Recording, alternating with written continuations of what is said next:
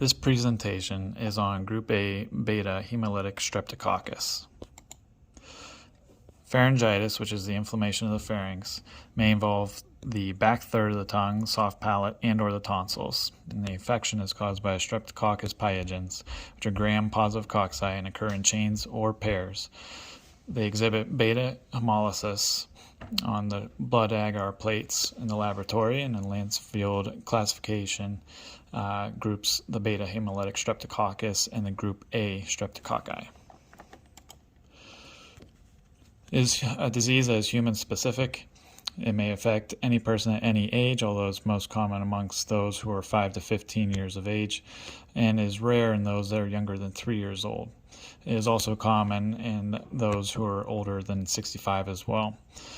It's spread by respiratory secretions, and they're common more so in the winter and the spring in the United States, which may coincide with people being in closed quarters. After 24 hours of antibiotic treatment, the disease is considered no longer contagious.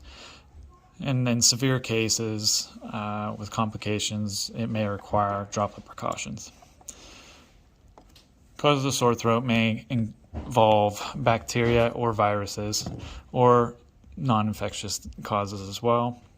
Some of the viruses that may cause a sore throat are rhinovirus, coronavirus, influenza, HIV, herpes, simplex virus, and cytomegalovirus. Bacteria could be group A beta hemolytic streptococcus, mycoplasma pneumoniae, and the various other ones that are listed.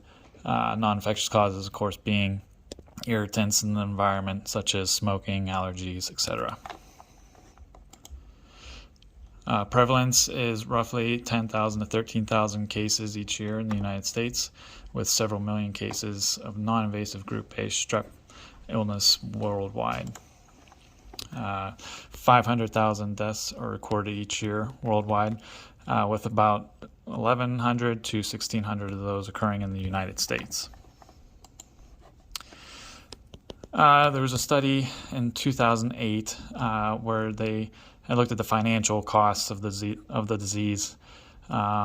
Basically, roughly $205 per case, 118 of those dollars being medical cause, and 87 of those being non-medical. They also factored in missed days of work and school, which roughly being close to 2 days for both children missing school and parents missing work.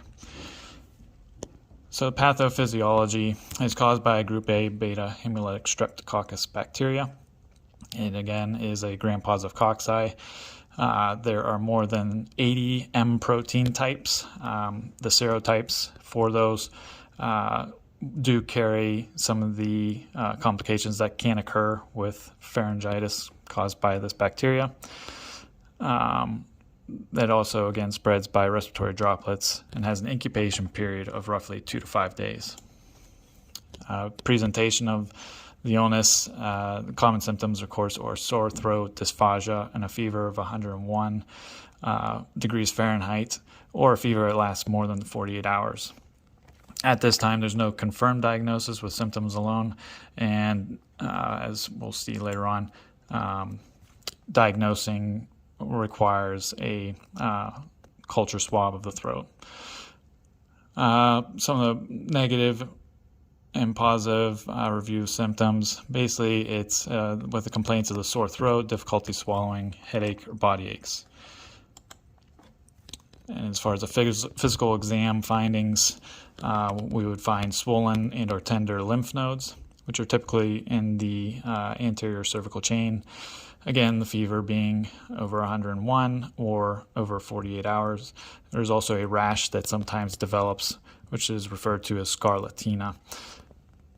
They also may exhibit nausea, vomiting, swollen tonsils that may appear red as well, and there may or may not be exudates present.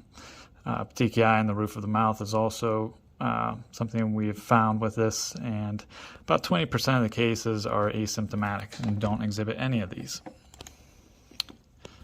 So some of the questions we may ask during our evaluation of the patient, whether they're in close contact with anybody who had group A beta hemolytic streptococcus, Have they had a runny nose, any difficulty swallowing, speaking, breathing? Some of those would rule in or rule out the diagnosis of pharyngitis. Pharyngitis, we do not typically see a cough. How long have the symptoms been occurring? Typically, they will kind of go off or end on their own, but we do use antibiotic treatment to prevent any complications and also to prevent the spread of the illness. We may also ask if they have any weakness or malaise. That's kind of to rule in or out mononucleosis.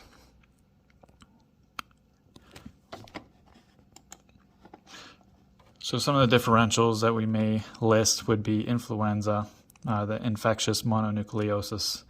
HIV infection may also cause similar symptoms, as well as acute retroviral syndrome, which would be affiliated more so with HIV and Kawasaki disease. So to confirm the diagnosis of the disease, we can go off of our assessment at the bedside, but to actually confirm our diagnosis, rapid strep test may be done, which has results in 15 minutes roughly, and it's 90 to 99% sensitivity rate, which is pretty accurate. There's also the culture that would also be done, and this would be typically to confirm the diagnosis, also to rule in or rule out any other bacterial growth that may be causing the infection. The rapid strep test typically we'll do in the office, and if it comes back positive, we would start a round of antibiotics. If they showed symptoms and we got a negative on the rapid test, we may start antibiotics to prevent any spread of the illness, but would follow up with a culture to confirm the negative or positive results. Treatment would be obviously antibiotics, as we had stated. Penicillin or amoxicillin are the typical antibiotics used, and they will cover usually a 10-day treatment course. If there is any allergy to penicillin, we can also use the narrow-spectrum cephalosporins, clindamycin, azithromycin, and chlorothromycin. Along with our treatment, we have symptom management as well, which would involve the NSAIDs, acetaminophen, ibuprofen, more so for the aches and fever, and we may also use lozenges or anesthetic throat spray for the sore throat. Biggest treatment plan, though, or most important, would be washing hands and covering your cough or sneeze. As far as patient education, having strep throat does not mean that for future infections that you are protected. Some of the prevention measures that we had stated before with covering cough and washing hands are vital. We also would like them to address any signs or symptoms that may need to be addressed by the medical professionals, such as a sore throat that is occurring over 48 hours, swollen lymph glands, and or the development of a rash, or the fever being 101 Fahrenheit or more, or occurring over 48 hours. And also to call if you're having any trouble breathing or swallowing. If the test result is positive, we do recommend them getting plenty of rest, increasing their fluid intake, as well as eating soft foods, that which can be tolerated with a sore throat. We would also tell them to refrain from going out in any social atmosphere for at least 24 hours after antibiotic treatment started.